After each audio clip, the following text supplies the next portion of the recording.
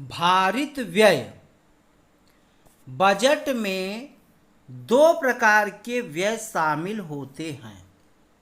भारत की संचित निधि पर भारित व्यय एवं भारत की संचित निधि से किए गए व्यय।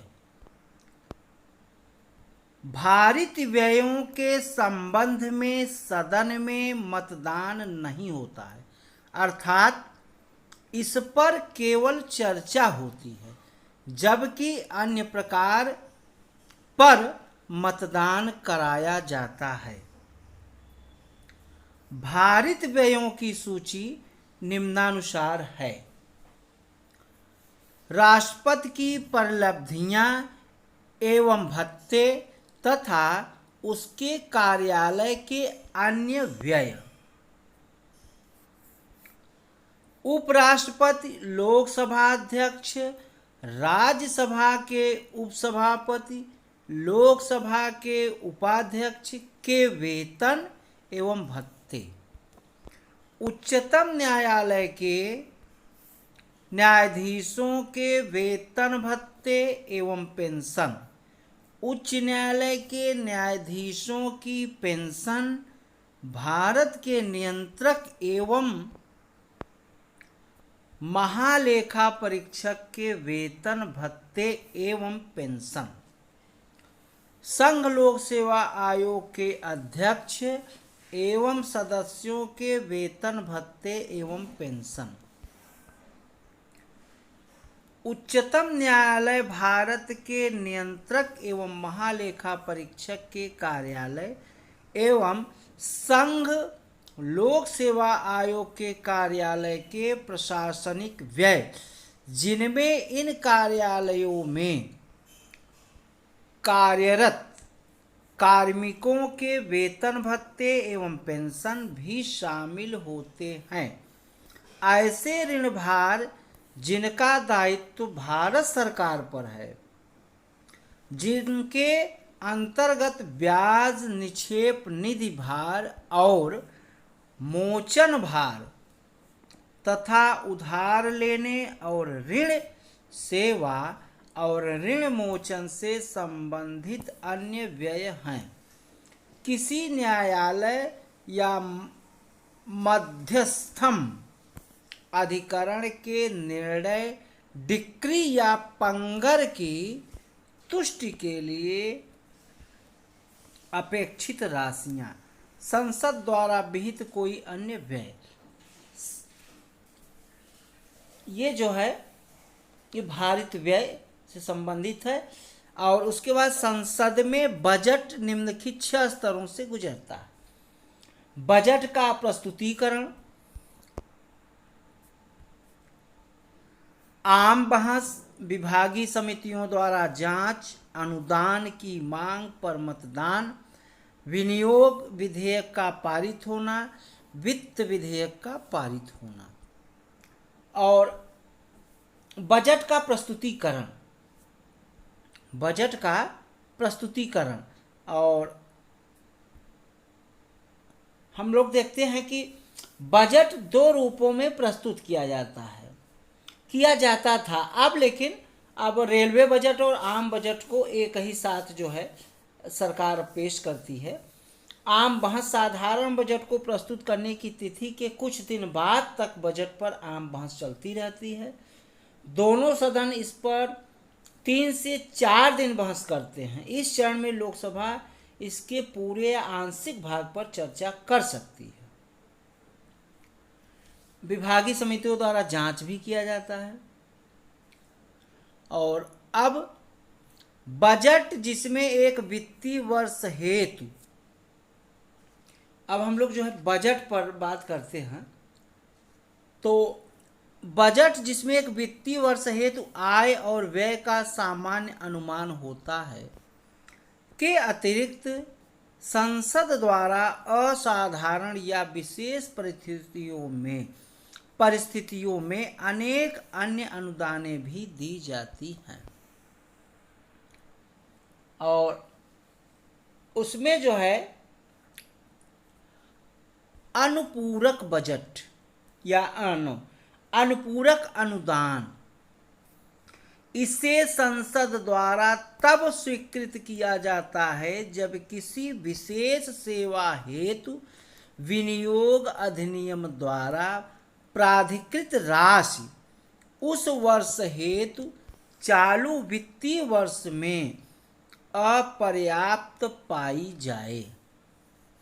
अतिरिक्त अनुदान यह तब प्रदान की जाती है जब उस वर्ष हेतु बजट में किसी नई सेवा के संबंध में व्यय परिकल्पित न किया गया हो और चालू वित्त वर्ष के दौरान अतिरिक्त व्यय की आवश्यकता उत्पन्न हो गई हो।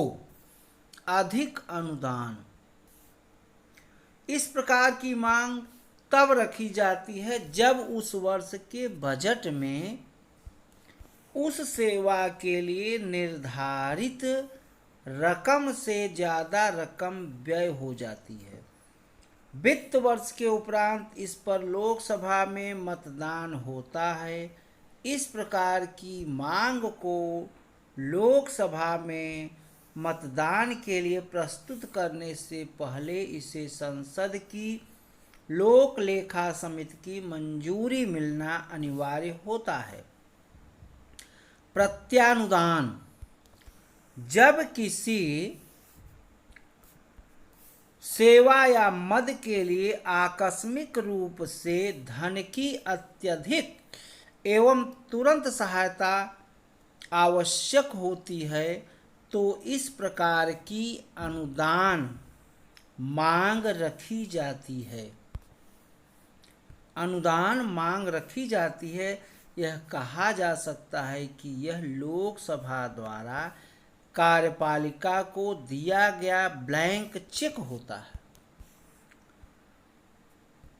अपवादानुदान इसे विशेष प्रयोजन के लिए मंजूर किया जाता है तथा यह वर्तमान वित्तीय वर्ष या सेवा से संबंधित नहीं होती है। सांकेतिक अनुदान यह अनुदान तब रखी जाती है जब पहले से प्रस्तावित किसी सेवा के अतिरिक्त सेवा के लिए धन की आवश्यकता होती है। इसके लिए लोकसभा में प्रस्ताव रखा जाता है तथा उस पर मतदान होता है, फिर धन की व्यवस्था की जाती है। यह किसी अतिरिक्त व्यय से संबंधित नहीं होती है। अनुपूरक अतिरिक्त असाधारण अनुदान एवं वोट ऑफ क्रेडिट के लिए उसी प्रकार की प्रक्रिया अपनानी जाती है जैसे कि साधारण बजट के लिए अपनाई जाती है। भारत का संविधान केंद्र सरकार के लिए निम्नलिखित 3 प्रकार की निधियों की व्यवस्था करता है। भारत की संचित निधि अनुच्छेद 266 में इसका वर्णन है। भारत का लोक लेखा समिति अनुच्छेद 266 में इसका भी वर्णन है और भारत की आकस्मिकता निधि इसका वर्णन अनुच्छेद 267 में है। संचित निधि यह एक ऐसी निधि है जिसमें से सभी प्राप्तियां उधार ली जाती हैं और भुगतान जमा किए जाते हैं। दूसरे शब्दों में भारत सरकार द्वारा प्राप्त सभी राजस्व राजकोष विधेयकों, ऋणों या अर्थोपाय अग्रिमों को जारी केंद्र सरकार द्वारा लिए गए सभी ऋणों की पुनर्अदायगी में सरकार द्वारा प्राप्त धनराशि भारत की संचित निधि का भाग होगी। भारत सरकार की ओर से विधिक प्राधिकृत सभी भुगतान इसी निधि में से किए जाएंगे। इस निधि में से किसी भी विनियोजित नहीं किया जा सकता। विनियोजित नहीं किया जा सकता। विनियोजन का मतलब है जारी करना या निकालना। लोक लेखा समिति सभी अन्य सार्वजनिक धन भारत सरकार या उसके लिए भारत के लोक लेखा में से ऋण लिया जाता है। इसमें भविष्य निधि जमा, न्यायिक जमा, विभागीय जमा आदि शामिल हैं। इस लेख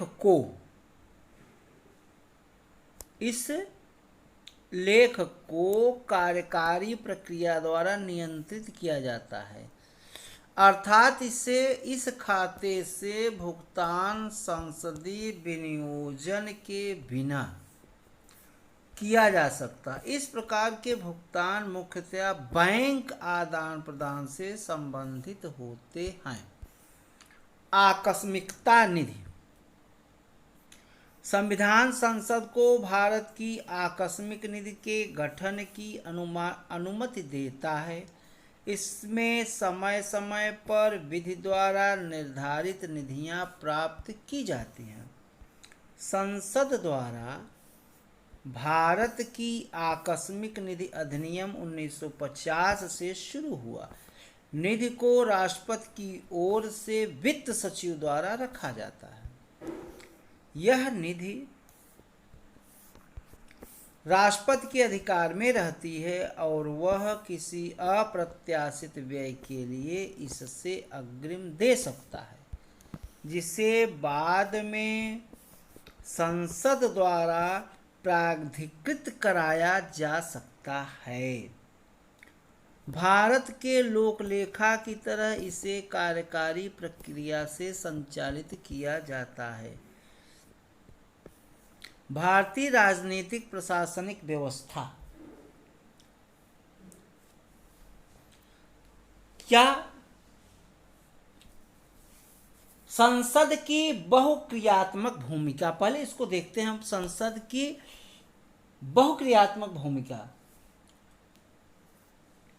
अब भारतीय राजनीतिक संसद की बहुक्रियात्मक भूमिका, इसके बारे में देखते हैं। तो इसमें है कि भारतीय राजनीतिक प्रशासनिक व्यवस्था में संसद एक केंद्रीय स्थिति रखती है और उसकी बहुक्रियात्मक भूमिका होती है। इसे विशेष शक्तियां प्राप्त हैं और इसमें है विधायी शक्तियां एवं कार्य, कार्यकारी शक्तियां एवं कार्य, वित्तीय शक्तियां एवं कार्य, सांविधिक शक्तियां एवं कार्य, न्यायिक शक्तियां एवं कार्य, निर्वाचक शक्तियां एवं कार्य, अन्य शक्तियां एवं कार्य। तो अब देखते हैं संसद की विधायी शक्तियां एवं कार्य। संसद का प्राथमिक कार्य देश के संचालन के लिए विधियां बनाना है। इसके पास संघ सूची विषयों पर वर्तमान में 99 विषय हैं तथा अवशिष्ट विषयों पर विधि बनाने का विशिष्ट अधिकार भी केंद्र सरकार को है और राज्य सूची पर राज्य सरकारें कानून बनाती हैं। समवर्ती सूची, इस पर केंद्र एवं राज्य दोनों सरकारें बनाती हैं कानून। अब अनुच्छेद 107 को हम लोग देखते हैं।